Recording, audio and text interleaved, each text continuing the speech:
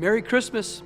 This time of year, it's all about list making. Lists of things that we have to bake, lists of things that we have to buy, lists of parties we have to attend, lists of people that we're going to invite to those parties. Can I encourage you to make another list?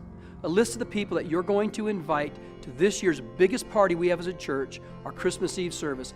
Thousands and thousands of people will be attending church this Christmas Eve. We are doing 5 services this year to make room for all the people who want to come to our Jesus party at Pure Heart. Nicole and I are already working on our list. We're inviting neighbors and friends and people from school that we know were once connected in church life somewhere and been disconnected. Maybe they've moved from another state and really haven't found a church home yet. We're inviting them to come Christmas Eve.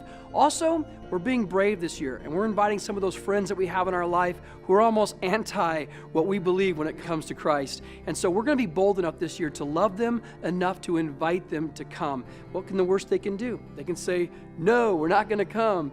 But you know what? We won't know until we invite them. I want to challenge you this year.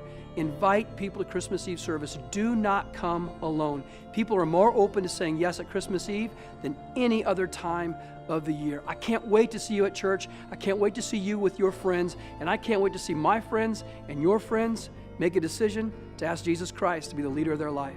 Merry Christmas, family. We'll see you at church.